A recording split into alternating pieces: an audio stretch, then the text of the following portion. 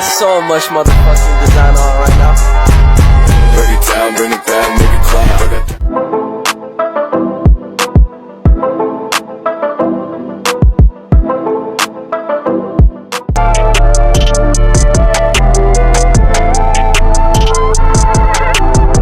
Materi pertama, Teaching and Learning atau CTL. Teman-teman, di sini ada beberapa poin-poin penting yang akan kami bahas. Yang pertama, mengapa model contextual teaching and learning atau CTL ini direkomendasikan untuk mata pelajaran matematika? Kedua, langkah-langkah atau fase yang meliputi contextual teaching and learning. Ketiga, contoh materi yang bisa digunakan dengan model contextual teaching and learning. Nah, teman-teman, di sini kami akan menjelaskan poin pertama, yaitu mengapa model contextual teaching and learning atau CTL ini direkomendasikan untuk mata pelajaran matematika. Model contextual teaching and learning atau CTL ini direkomendasikan untuk pelajaran matematika karena CTL ini menekankan penggunaan konteks nyata untuk relevansi. Selanjutnya, langkah-langkah atau fase yang meliputi contextual teaching and learning, yaitu yang pertama, menyajikan materi pembelajaran dengan mengaitkan antara materi yang dipelajari dengan kehidupan nyata siswa sehari-hari, dengan tujuan untuk menemukan makna materi tersebut bagi kehidupannya. Guru menyajikan materi pembelajaran dengan mengaitkannya dengan situasi atau konteks kehidupan nyata siswa. Tujuannya adalah agar siswa dapat melihat relevansi materi tersebut dalam kehidupan sehari-hari mereka.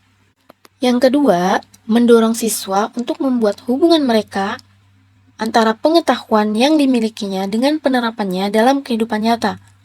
Guru mendorong siswa untuk membuat hubungan antara pengetahuan yang mereka miliki dengan penerapannya dalam situasi kehidupan nyata.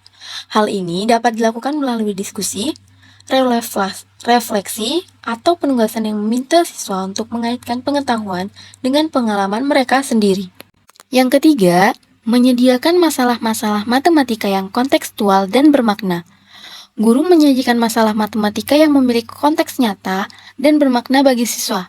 Ini membantu siswa melihat bagaimana matematika dapat diterapkan dalam kehidupan sehari-hari dan memberikan tujuan yang jelas dalam mempelajari konsep matematika.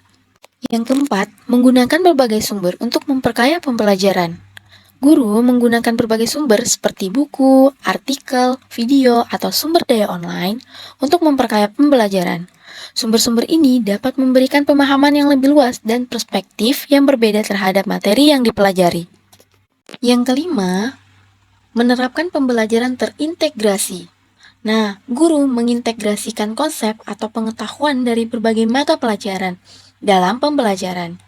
Ini membantu siswa melihat hubungan antara berbagai disiplin ilmu dan memahami bagaimana pengetahuan dapat saling terkait. Yang keenam, mendorong siswa untuk aktif dalam pembelajaran. Guru mendorong siswa untuk terlihat secara aktif dalam pembelajaran melalui diskusi, kerja kelompok, eksperimen, atau proyek. Hal ini membantu siswa mengembangkan keterampilan berpikir kritis, keterampilan kolaboratif, dan keterampilan pemecahan masalah. Yang ketujuh, memberikan umpan balik pada siswa. Guru memberikan umpan balik yang konstruktif dan spesifik kepada siswa tentang kemajuan mereka dalam pembelajaran. Umpan balik ini membantu siswa untuk memperbaiki pemahaman mereka dan mengarahkan mereka ke arah yang benar. Materi kedua adalah kooperatif. Model pembelajaran kooperatif direkomendasikan pada pembelajaran matematika karena pendekatan dalam bekerja secara bersama untuk mencapai tujuan bersama dan beberapa alasan di mana pendekatan kooperatif dalam pembelajaran matematika ini dapat meningkatkan pemahaman, keterampilan sosial, motivasi, dan partisipasi siswa. Ini juga memberikan pengalaman belajar yang aktif, kolaboratif, dan berpusat pada siswa. Selanjutnya adalah langkah-langkah dari kooperatif. Yang pertama itu, komunikasi terbuka. Penting untuk memiliki komunikasi yang terbuka antara semua anggota tim. Setiap anggota harus merasa nyaman untuk berbagi ide, informasi, dan masalah yang mungkin timbul. Dan untuk yang kedua itu membangun kepercayaan. Kepercayaan adalah fondasi dari kerja tim yang sukses dalam model kooperatif. Anggota tim harus saling mempercayai dan menghormati satu sama lain. Ini dapat dicapai melalui transparansi, kejujuran, dan menjaga kata-kata yang diberikan. Yang ketiga, pembagian tugas. Identifikasi dan alokasikan tugas-tugas yang perlu diselesaikan. Pastikan setiap anggota tim memiliki peran dan tanggung jawab yang jelas. Ini membantu menjaga tumpang tindih dan memastikan bahwa semua aspek pekerjaan tercakup. Yang keempat itu kolaborasi. Mendorong kolaborasi adalah kunci dalam model kooperatif. Anggota tim harus bekerja sama, berbagi pengetahuan, dan membantu satu sama lain. Ini dapat dilakukan melalui pertemuan reguler, diskusi, dan brainstorming. Nah, yang kelima itu pengambilan keputusan partisipatif. Dalam model kooperatif, penting untuk melibatkan semua anggota tim dalam proses pengambilan keputusan dengan mempertimbangkan berbagai perspektif. Keputusan yang dihasilkan akan lebih baik dan lebih diterima oleh semua anggota tim. Nah, yang keenam itu mengatasi konflik. Konflik mungkin timbul dalam setiap tim. Pentingnya untuk menghadapi konflik dengan sikap terbuka dan mencari solusi yang memuaskan semua pihak.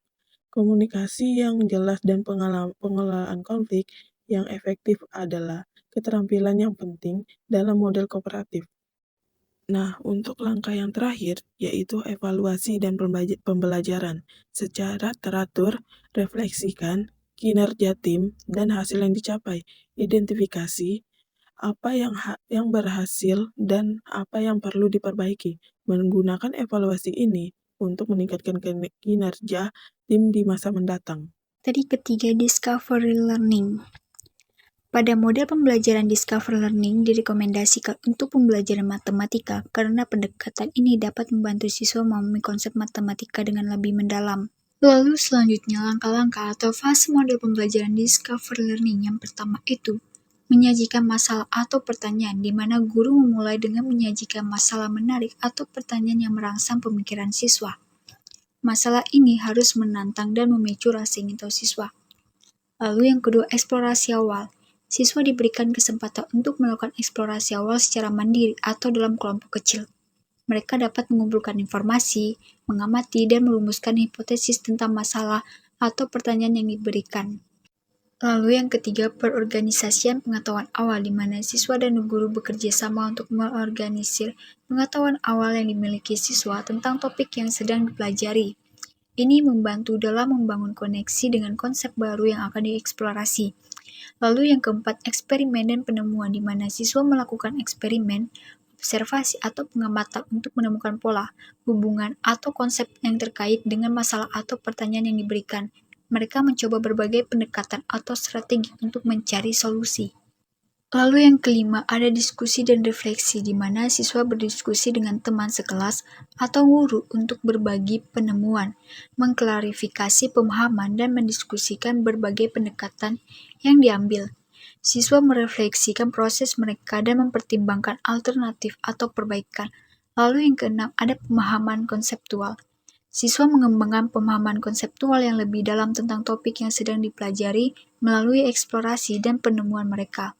Mereka membangun konsep-konsep baru berdasarkan pengalaman mereka sendiri.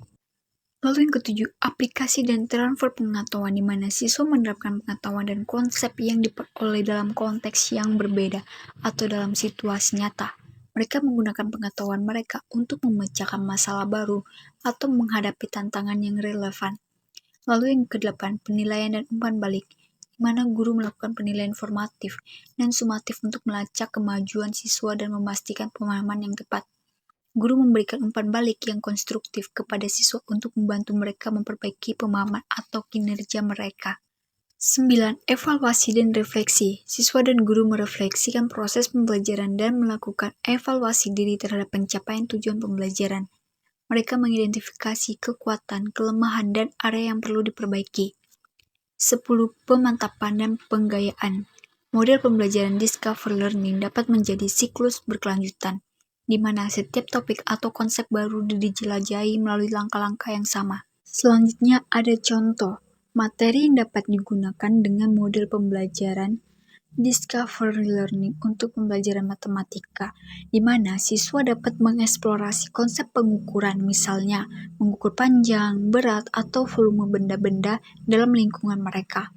Lalu mempelajari konsep probabilitas dengan mengadakan percobaan acak, pemecahan masalah matematika, dan siswa juga dapat mengeksplorasi data dalam tabel, mencari tahu pola-pola yang mungkin ada dalam mencoba membuat prediksi berdasarkan pola tersebut, serta mempelajari cara membuat grafik dan diagram dari data dan kemudian menganalisis hasilnya. Baiklah teman-teman, sekian dari materi yang kami sampaikan. Mohon maaf apabila ada kesalahan baik kata maupun pembelajaran yang kami sampaikan. Mohon dimaafkan.